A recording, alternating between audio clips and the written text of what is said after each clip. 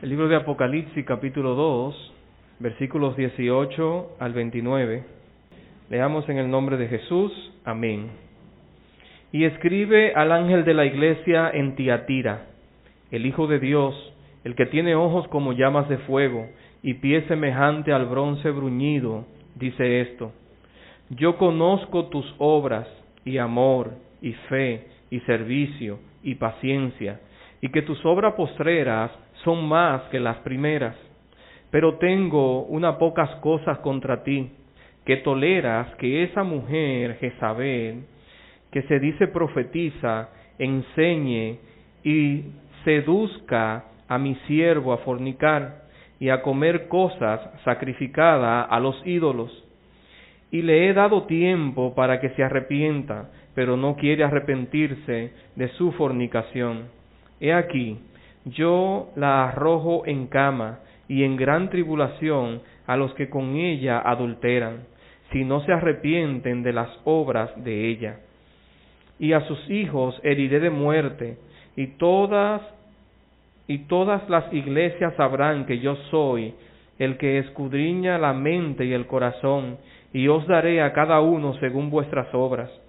Pero a vosotros, a los demás que están en Tiatira, a cuantos no tienen esa doctrina y no han conocido los que ellos llaman las profundidades de Satanás, yo os digo, no os impondré otra carga, pero lo que tenéis, retenedlo hasta que yo venga. Al que venciere y guardare mis obras hasta el fin, yo le daré autoridad sobre las naciones, y las regirá con vara de hierro, y serán quebradas como vaso de alfarero, como yo también lo he recibido de mi Padre. Y le daré la estrella de la mañana. El que tiene oído, oiga lo que el Espíritu dice a las iglesias. Amén. Mis hermanos, durante unas semanas, y dígase meses, contemplando las veces que hemos podido estar por aquí delante, hemos venido predicando una serie de temas expositivos del mensaje de Cristo a las 7 iglesias que se encuentran en Asia Menor. Hoy, nuestra prédica sigue con este contexto, dirigiéndonos entonces a la iglesia que se encuentra en Tiatira. Tiatira, como ciudad, estaba ubicada exactamente donde hoy es Turquía, una ciudad menos prominente que Éfeso, que hemos visto anteriormente, y que Pérgamo. Incluso la más pequeña en tamaño geográfico, pero rica en comercio y manufactura. Era conocida por sus gremios de trabajadores, tinteros, fabricantes de tela, alfareros y otros oficios. Y uno de estos los encontramos en Hechos 16:14, nos presenta a Lidia, una vendedora de púrpura originaria de Tiatira, que se convirtió a Cristo en Filipo.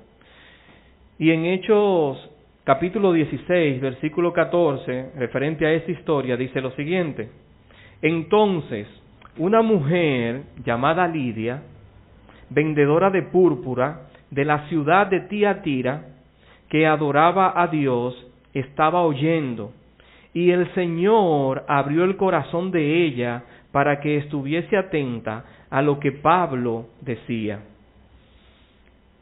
Eso es poder hacer este puente de Lidia, prominente de Tiatira. Esta iglesia en Tiatira, a pesar de ser una iglesia que demostraba crecimiento en sus obras y amor, tenía un problema grave, y el Señor Jesús lo resalta aquí. Toleraba el pecado en su interior, disfrazado de espiritualidad. Este mensaje sigue siendo urgente para nosotros hoy en día. Pensando en esto y de modo de introducción, entonces ahora mantenga su Biblia en la mano y vamos a ver algunos puntos de estos versículos que hemos leído que queremos resaltar en esta ya casi tarde. Entonces volvamos Nuestro primer encabezado, versículo 18, dice, una descripción directa de Jesús sobre sí mismo. Jesús a las iglesias anteriores se venía presentando de una manera que también lo representan a Él, pero no tan directo como lo vamos a ver ahora. Y mire cómo dice Jesús aquí, dice, y escribe al ángel de la iglesia en Tiatira, y ya sabíamos que está refiriéndose al obispo o al pastor o representante espiritual de esta iglesia. Y él comienza diciendo, el Hijo de Dios, el que tiene ojos como llamas de fuego y pies semejante al bronce bruñido, dice esto. Anteriormente Jesús no se había identificado directamente como el Hijo de Dios, sino que lo habíamos visto en los versículos anteriores que ya él había hablado, pero no específicamente a las iglesias, sino en otras cualidades que sí también él tiene. Y si pensamos entonces en esta cualidad número 1, cuando él dice el Hijo de Dios, Jesús se describe a sí mismo con un título que enfatizaba su deidad. En la forma de pensar judía, ser hijo de algo o de alguien significaba que tú tenías su misma naturaleza. Por eso la Biblia continuamente rescata la genealogía, de dónde viene este personaje que ahora se está presentando a nosotros. Y por eso Mateo, cuando comienza su primer capítulo, comienza haciendo ese registro histórico hasta llegar a Cristo. Porque era muy importante para ellos saber de dónde procede quien nos está liderando o quien ahora está al frente. Los hijos, entonces, en Marcos 3:17, se mencionan los hijos del trueno. Y los hijos del trueno, entonces, tenían las cualidades de su padre, del trueno. Y cuando nosotros investigamos quiénes son estas personas, es que eran personas de carácter fuerte y que tomaban decisiones arbitrarias y decían, oremos ahora mismo para que descienda fuego sobre esta gente. Entonces, los hijos de este Señor se están comportando como Él es. Y el hecho de que Cristo aquí diga, el Hijo de Dios, para el pueblo que le está escuchando, saben la connotación que esto tiene. Te está hablando la esencia del Dios que nosotros adoramos porque Él es su Hijo. Incluso cuando Jesús proclamaba entre los judíos que Él era el Hijo de Dios, lo atacaban. ¿Cómo puedes tú llamarte Hijo de Dios? Porque para ellos era algo muy, muy importante llamarse Hijo de Dios o ser hijo de alguien o de algo. Y aquí Jesús está representando su naturaleza divina cuando dice, el Hijo de Dios dice esto. Y el pueblo sabía qué significaba eso. Luego entonces, él sigue diciendo lo siguiente, algunas características de él, y dice, el que tiene ojos como llamas de fuego. El pueblo conocía esta historia de Isaías en la representación de cuando estuvo frente a Dios. ¿Cuáles eran sus características y esos puntos? Jesús escogió esta descripción de sí mismo, de la presencia, y ya lo había dicho en Apocalipsis 1:14, para enfatizar la deidad, para enfatizar la idea de que sus ojos miraban con un juicio penetrante. Y en el mensaje pasado nosotros vimos cómo Jesús especificaba esto de que Él miraba todo sobre la tierra y podía profundizar la mente, los pensamientos y el corazón. Otra cualidad de Jesús, pies semejante al bronce bruñido. Descripción de sí mismo que también la podemos encontrar en Apocalipsis 1:15, antes de referir el mensaje a las iglesias. Para enfatizar entonces en lo relacionado al bronce bruñido, su pureza, debido a que el bronce es puro y es altamente bruñido en el fuego, o sea, formado en el fuego. También enfatiza su constancia, debido a que el bronce era el metal más fuerte conocido en el mundo antiguo, y sus pies, semejante al bronce bruñido, sería fuerte e inconmovible. Está haciendo una comparación con el metal que ellos conocían hasta ese momento. Y nosotros entonces, después, se conoció el oro y sabemos la consistencia y el valor entonces que tiene el oro. Y aunque aquí no lo dice, pudiera ser en un momento también una semejanza del oro en cuanto a su pureza cuando se encuentra al 100%. Entonces, Jesús inicia representándose, diciendo quién es y cuáles son sus cualidades de poder y de alcance en el mundo conocido hasta ese momento. Entonces, nosotros podemos ver en estos primeros versículos una descripción directa de Jesús sobre sí mismo. Luego entonces pasamos al versículo 19 y nuestro segundo encabezado que dice: el conocimiento del esfuerzo no anula la necesidad de corrección. Vayamos al versículo 19, dice: yo conozco tus obras, y amor, y fe, y servicio, y paciencia, que tus obras posteriores son más que las primeras. Jesús empieza reconociendo lo bueno en la iglesia. Esta no era una iglesia fría, no era una iglesia inactiva, no era una iglesia que estaban haciendo las cosas por hacerla. Había mucha actividad y Jesús se lo resalta a ello. Al mismo tiempo, estas cualidades son de la siguiente manera, como están en este versículo, y dice: amor, número 1. La iglesia de los Corintios, en contraste a esta iglesia de Tiatira, tenía diversos problemas. Y cuando nosotros leemos la carta de Pablo a los Corintios, encontramos que esta iglesia tenía divisiones internas, inmoralidad, desorden en la cena del Señor, que cada quien corría a comerse y era una glotonería el tema de la cena. Orgullosos eran ellos por los dones espirituales, quién tenía más o quién hacía tal o cual cosa. Y fruto de esto, entonces, para enfatizar la importancia de esta primera cualidad que el Señor está rescatando en la historia en la iglesia de Tiatira, que es el amor, Pablo entonces comienza a hablarle a esta iglesia en el capítulo 13 de la primera carta a los Corintios, 1 y 2, y para él entonces enfatizar la importancia del amor por encima incluso de los dones espirituales, él comienza y dice, Primera de Corintios 13, 1 y 2, si yo hablase lenguas humanas y angélicas y no tengo amor, Pablo lo que quiere enfatizar la importancia del amor, vengo a ser como metal que resuena y címbalo que retiñe. Y si tuvieres profecías, para aquellos que se enaltecían porque eran profetas y tenían la palabra de Dios en su momento, y entendiese todos los misterios y toda la ciencia, y si tuviese toda la fe de tal manera que trasladase los montes y no tengo amor, nada soy. Cuán importante es esta cualidad que Cristo está resaltando de la iglesia de Tiatira. Le está diciendo, ustedes tienen amor, a diferencia de lo que Pablo está corrigiendo a la iglesia de los Corintios. La iglesia tenía amor, ¿por quiénes? Por ellos y por la obra. Y el Señor se lo está resaltando. Otra de las cualidades es fe.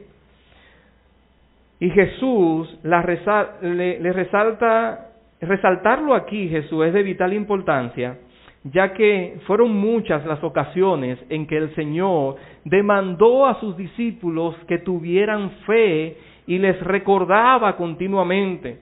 Y una de las cosas que Él le decía, si tuvieran fe como un grano de mostaza, le dirían a este monte que se trasladase al mar y este monte lo haría. Si tuvieran fe, le decía que el Señor continuamente a sus discípulos, en medio de la tormenta, cuando Él estaba durmiendo, se levantó, le dijo, si ustedes tuvieran fe, le mandarían que se detenga el viento y les obedecería. Si tuvieran fe, no esperarían, como Tomás, ver a Jesús con sus propios ojos para creer a sus palabras, y que en múltiples ocasiones le dijo que resucitaría. Entonces, Jesús continuamente le dijo a sus discípulos la importancia de la fe. Si tienen fe, y esto no ocurre por nuestra poca fe, y esto no acontece porque ustedes no tienen fe, pero el Señor le está diciendo a la iglesia de Tiatira, yo conozco tu amor y yo conozco tu fe. Y quien lo está diciendo es el mismo que le llamó la atención a sus discípulos muchas veces y dice, no, a ustedes yo no lo tengo en poco en lo relacionado a la fe, yo conozco su fe también. Número 3.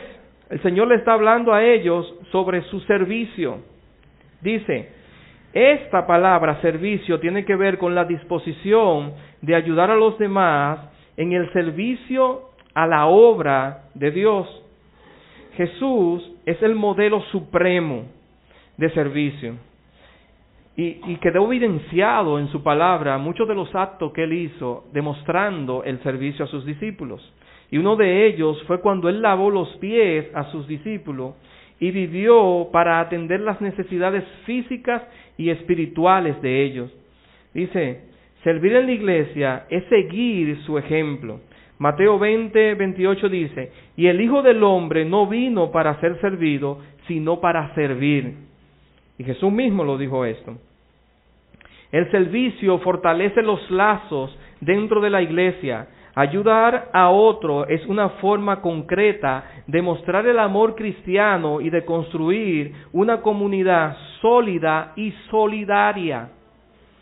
Gálatas 5:13 dice, servíos por amor, otra vez repite el amor, los unos a los otros. ¿Por qué no vamos a servir? Por amor los unos a los otros. Dios entonces, en su gracia, da dones específicos a cada creyente y la Biblia enseña que es para edificación de la iglesia. El servicio, entonces, permite poner en práctica esos dones, cumpliendo el propósito personal y colectivo del cuerpo de Cristo. Y 1 de Pedro 4:10 dice, cada uno, según el don que ha recibido, ministrelo a otro. Recordando entonces que eso que Dios ha puesto en nosotros es enteramente para servir.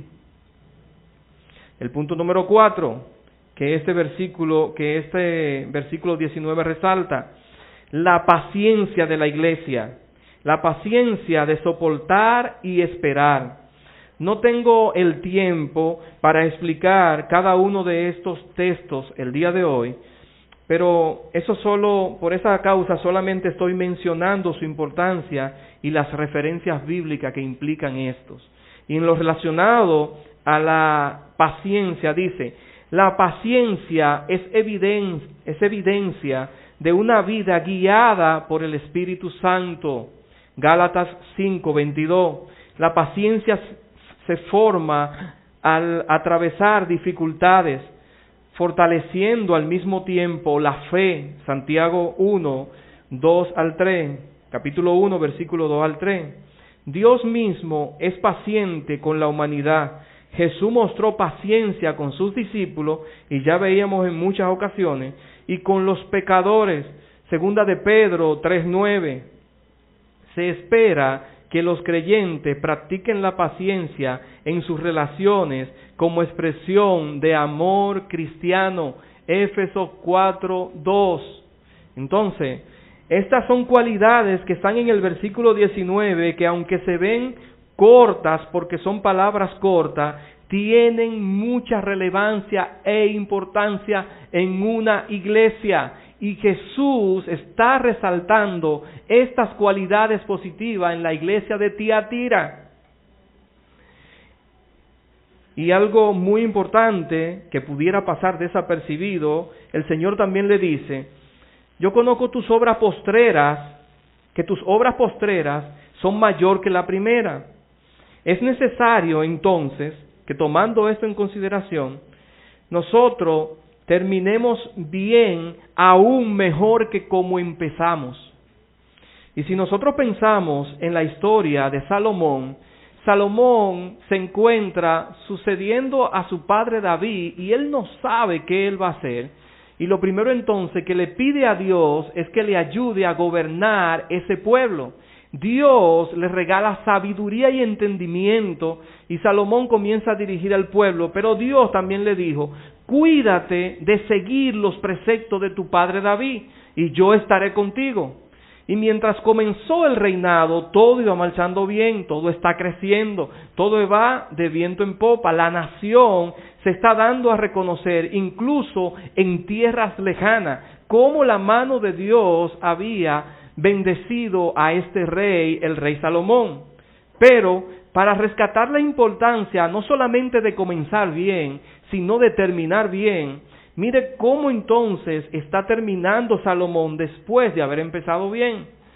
Primer libro de Reyes, capítulo 11, versículos 4 al 6, dice: y cuando Salomón era ya viejo, sus mujeres inclinaron su corazón tras dioses ajenos, lo que Dios le dijo que no hiciera.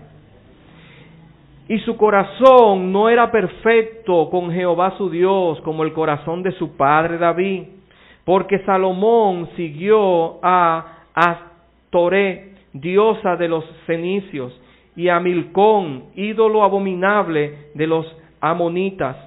E hizo Salomón lo malo ante los ojos de Jehová, y no siguió cumplidamente a Jehová como David su padre. El hecho de que el Señor le dijera a esta iglesia: tus obras postreras son mayor que las primeras, es porque ellos están creciendo y el Señor está halagando lo que ellos están haciendo. Y aquí vemos la importancia de comenzar bien y terminar mejor. Que sea una carrera ascendente, que usted comenzó de una forma en el Evangelio, pero hoy usted se encuentra mejor que como empezó. Si en esa evaluación usted se encuentra que no está haciendo las cosas que usted hacía anteriormente, entonces vamos en un declive en lugar de un ascenso. Ojo con eso. Es mejor terminar mejor que como se empezó, valga la redundancia. El comentario bíblico de Matthew Henry dice de estos versículos, y cito: aun cuando el Señor sabe que las obras de su pueblo son forjadas en amor, fe, celo y paciencia, sin embargo, si sus ojos, que son como una llama de fuego, los observan cometiendo o permitiendo lo que es malo, los reprenderá, los corregirá o los castigará en su defecto. Pero es recomendable, pero ese reconocimiento no era una excusa para ignorar el pecado. El Señor ahora, entonces, ha visto todo lo que ellos están haciendo bien, pero Él viene en el próximo versículo entonces a rescatar y a señalar dónde lo están haciendo mal. Y Hebreos 4:13 dice: no hay cosa creada que no sea manifiesta en su presencia. Antes bien, todas las cosas están desnudas y abiertas a los ojos de aquel a quien tenemos que dar cuenta. El Señor está resaltando las cualidades buenas, y de la misma manera el día de hoy hemos visto la importancia que tienen cada uno de esos atributos que el Señor está presentando de la iglesia. Pero eso no quiere decir que ahora Él no señale dónde está el mal o dónde se encuentra el pecado. Encabezado número 3, dice: el peligro de tolerar enseñanzas corruptas dentro de la iglesia. En el mensaje anterior nosotros tomamos un tiempo y estábamos hablando de las falsas doctrinas. Hoy entonces vamos a hablar de la enseñanza corrupta, pero aún dentro de la iglesia. Apocalipsis 2:20, vaya conmigo. Pero tengo unas pocas cosas contra ti. Ya yo te dije todo lo bueno, y estoy de acuerdo que tú lo has hecho muy bien, pero ahora yo tengo algo que resaltar contra ti. Que toleras que esa mujer Jezabel, que se dice profetiza, enseñe y seduzca a mi siervo a fornicar y a comer cosas sacrificadas a los ídolos.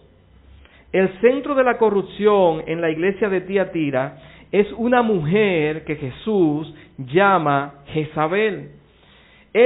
Quizás no haya sido el nombre literal de esta mujer, sino un título que representa claramente a una profetisa con estilos propios dentro de la iglesia, que según el patrón de Jezabel en el Antiguo Testamento, se menciona en el libro de Primera de Reyes 16 al 21 y Segunda de Reyes 9, 30 al 37, algunas características de esta mujer Jezabel en el Antiguo Testamento.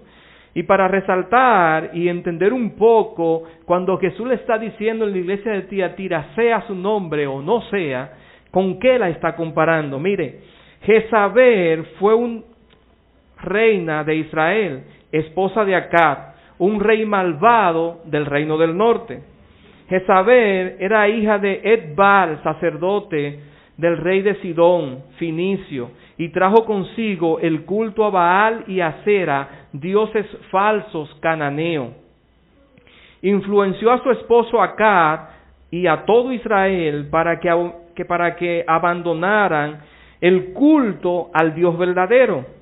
Ella estableció la adoración a Baal como religión oficial y perseguía a los profetas del Señor.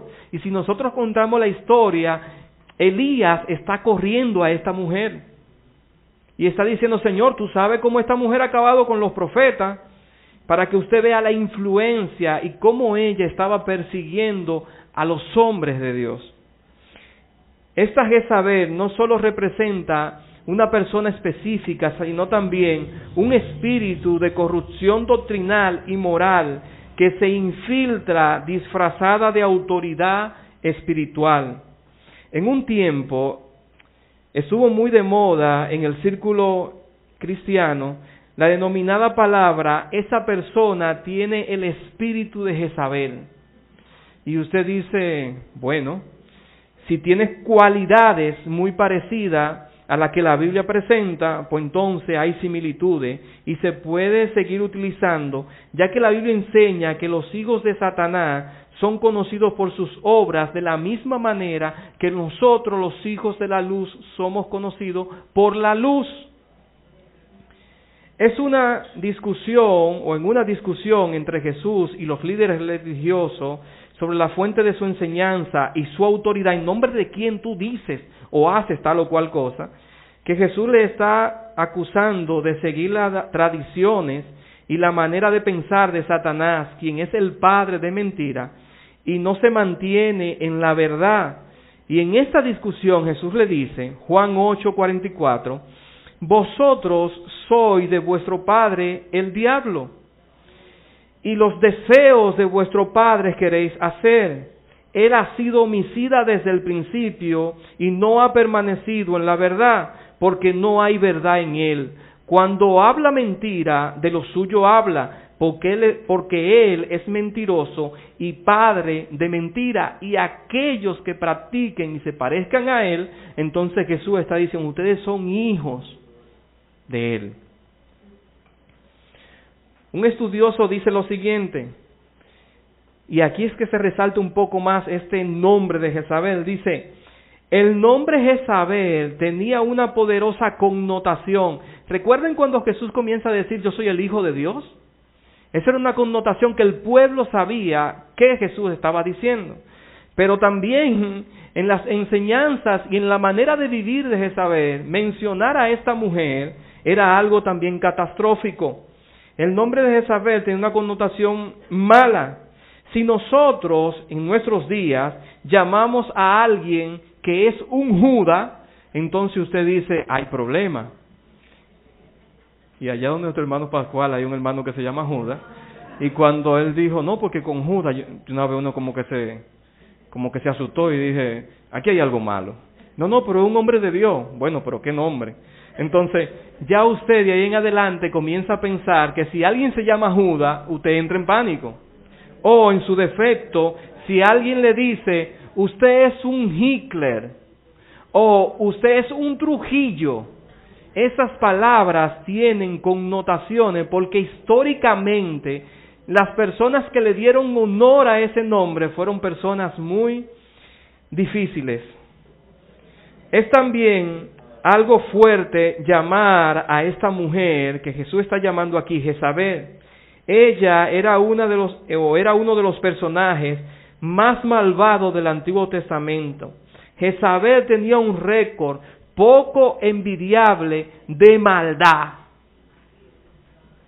O sea, cuando tú pensabas en Jezabel, decía, a esa mujer hay que respetarla. Luego entonces, los versículos del capítulo 2 de Apocalipsis, los versículos 21 al 23, siguen diciendo, referente a esta historia, y le he dado tiempo para que se arrepienta, pero no quiere arrepentirse de su fornicación. He aquí, yo la arrojo en cama y en gran tribulación a los que con ella adulteran, si no se arrepienten de las obras de ella.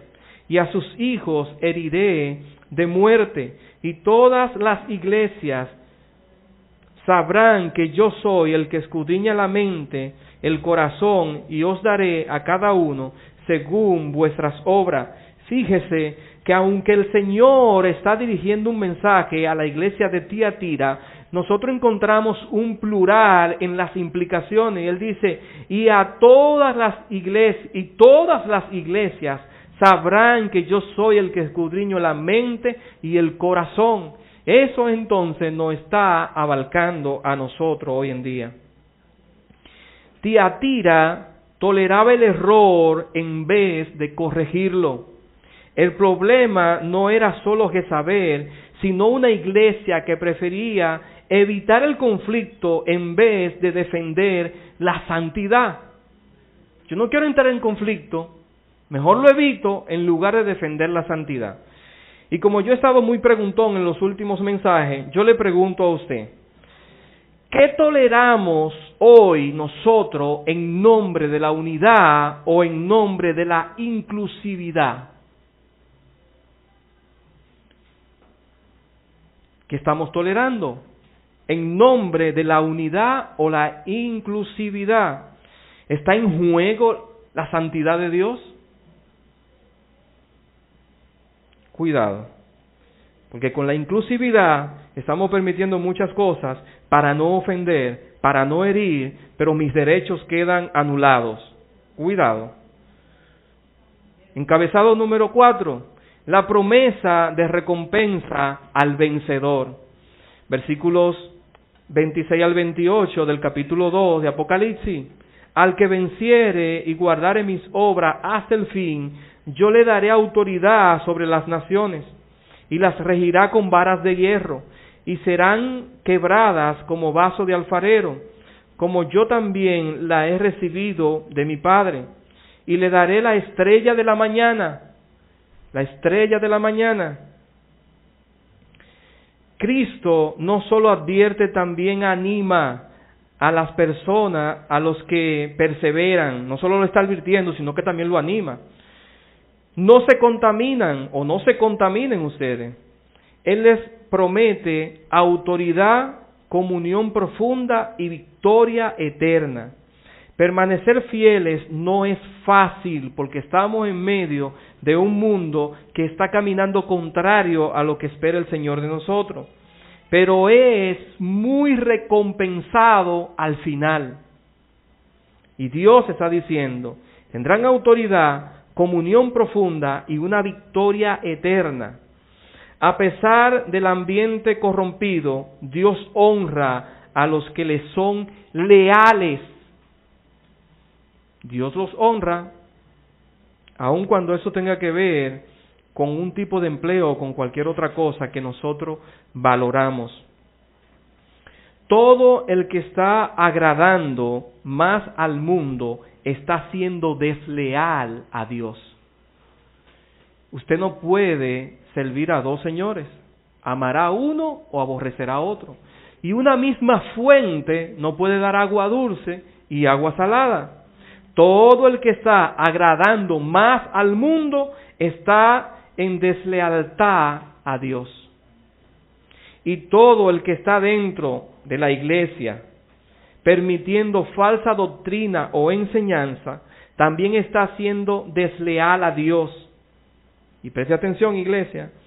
Es mi oración que esta iglesia, ID, sea reconocida por Dios, porque discipline el pecado, que Dios nos libre, no importando quién lo esté cometiendo. que la iglesia sea reconocida por eso, porque no toleramos el pecado. Pensemos entonces en algunos puntos de aplicación o puntos a nosotros meditar de manera práctica. Número 1, desarrollar discernimiento espiritual es uno de los llamados. No todo lo que suena espiritual viene de Dios. Debemos comparar todo con la palabra de Dios. Punto número 2, corregir con amor y verdad. Tolerar el error no es amar, es cobardía. Dios nos llama a corregir con mansedumbre, pero con firmeza. Que yo no quiero que se sienta bien, que yo no quiero que se vaya, que yo no quiero que se hiera. No, por encima de la palabra de Dios no. Por encima de la palabra de Dios no. Hiérete, oféndete, haz lo que tú quieres, tráyate, haz lo que tú quieras. Pero por encima de la palabra no. Entonces, la iglesia no puede tolerar el pecado, ni por prendas, ni por... Está bien.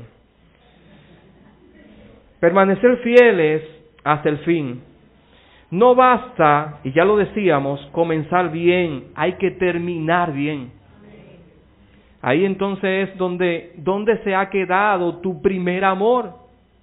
El Señor le decía a la iglesia de Éfeso, tengo algo contra ti, que has dejado tu primer amor, y el primer amor y las primeras obras hacen que uno se vaya alejando, y después tú dices, pero yo antes era mejor cristiano, yo antes era mejor seguidor de Cristo. Entonces el llamado hoy no es solamente a comenzar bien, es a terminar bien. Y Jesús le está diciendo a Tiatira, tus obras postreras, las de ahora, son mejor que las primeras. Entonces yo te pregunto, mi hermano, ¿tus obras de ahora son mejor que las primeras? ¿Estás tú en un escalafón o nivel mejor que cuando empezaste? ¿O te estás lamentando porque no estás ni en una cuarta parte de como tú arrancaste?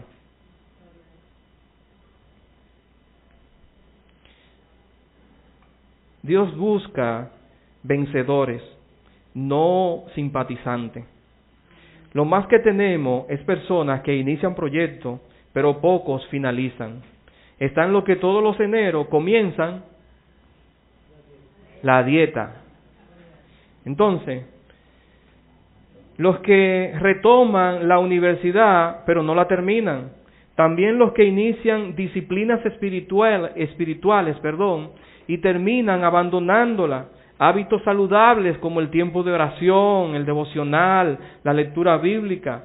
Entonces, si tú tienes este mal hábito de empezar las cosas y no terminarlas, rompe con el ciclo de postergar la salud de tu vida espiritual o comunión con Dios. Rompe con ese ciclo de postergar. El mañana lo hago, el después empiezo, el próximo mes va a ser mejor. No, porque no sabemos. Reto entonces para la iglesia bíblica en Cristo y para su iglesia universal, que nos estará escuchando en el futuro a través de las redes sociales. Número 1, rompe con la tolerancia al pecado interno. ¿Por qué? Porque muchas veces en una guerra tú te cuidas de los de afuera, pero la peor división es cuando empieza internamente, con filosofías extrañas y con divisiones sigilosas y con comentarios no saludables. Y tú te estás cuidando del de afuera, pero también rompe con la tolerancia al pecado de forma interna. Muchas veces el mayor peligro viene de adentro más que de afuera. Número 2, capacítate en la doctrina bíblica sólida. Si usted no estudia, cualquier corriente lo va a arrastrar. Cualquier comentario se lo va a llevar. Capacítate, mira un podcast, mira un mensaje, léete un libro, empeñate como iglesia de tú decir, ¿qué libro está alimentando mi alma durante este mes? ¿Qué libro de la Biblia o qué libro que ha sido muy provechoso para la comunidad de fe está aumentando mi vida. Urge formar creyentes con fundamentos firmes, que no sean llevados por cualquier viento de doctrina como las olas del mar. Donde la brisa lo traigan, ahí ellos van. No. Cuidado con eso. Ser una iglesia que ama sin negociar la verdad, y ya lo hemos mencionado muchas veces, el amor y la verdad no se contradicen. Tú no puedes amar y vivir en la verdad, sino más bien que el amor y la verdad de su palabra se complementan. El amor verdadero corrige y restaura y guía a la santidad. No se va a contradecir. El Padre al Hijo que ama lo corrige, porque lo ama. Si no lo corrigiera, entonces es porque este es un bastardo y no le importa lo que le acontezca. Entonces, el amor verdadero también corrige. Terminamos con este pasaje bíblico de Hebreos 12, 6 al 8, y dice: porque el Señor al que ama disciplina y azota a todo aquel que recibe por hijo. Si usted comenzó a ser hijo de Dios, va a ser azotado por Dios. Si soportáis la disciplina, Dios os trata como a hijo. Porque ¿qué hijo es aquel a quien el Padre no disciplina? Pero si se os deja sin disciplina, de la cual todos han sido partícipes, entonces sois bastardo y no hijo. El Señor resalta en la iglesia de Tiatira todas aquellas cualidades que tenía buena, pero también eso no fue una excusa para decir en qué área están pecando o no están agradando al Señor.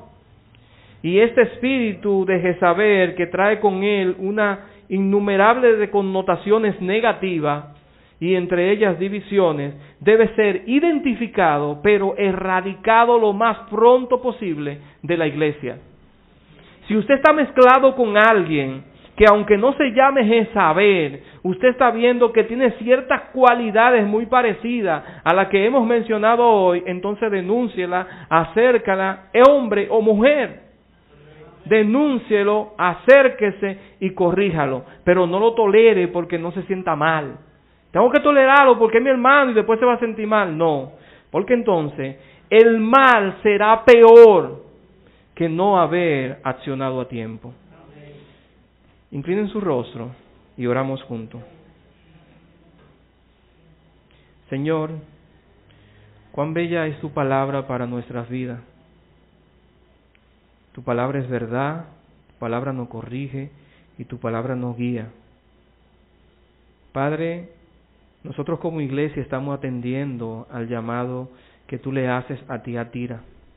Y queremos ser fiel, Señor, en el amor, en la paciencia, en la fe, que tú aumentes nuestra fe como iglesia continuamente, pero también que tú nos dé la valentía para enfrentar el pecado en cualquier dimensión. Señor, que la iglesia se convierta en una punta de lanza para las cosas que no están mal y que no simplemente sea algo que se espera, que sea el pastor o el liderazgo que lo haga. La iglesia está llamada a mantener también la salud espiritual entre los hermanos. Padre, que tú nos abre el entendimiento, nos dé discernimiento y nos ayude a corregir con amor, pero con firmeza. Y que toda la iglesia sepa cuál es la posición, valga la redundancia, de la iglesia bíblica en Cristo referente a un tema en específico. Señor, que el amor nos lleve a acercarnos a ti, pero que también el amor nos lleve a tomar decisiones espirituales que nos lleven directamente al trono de tu gracia. Señor, si hay algo que estamos haciendo que no te agrada, que tú pongas una lupa, Señor, donde nosotros podamos verlo muy claramente, que nosotros podamos entenderlo de manera que podamos tomar acción y corregir cualquier situación. Ayúdanos, Señor, danos las fuerzas necesarias. Estamos en tus manos y sobre todo, ayúdanos a servir, ayúdanos a amar, ayúdanos a tener paciencia y ayúdanos, Señor, a que nuestra fe vaya en aumento. Que tú nos libres, Señor, de nosotros terminar mal, sino que vayamos en ascendencia, que vayamos de bien en bien guiados por tu Espíritu Santo. Todo esto, Señor, son favores que te pedimos y está en tu voluntad que se haga sobre nosotros. Amén y amén. Dios le bendiga.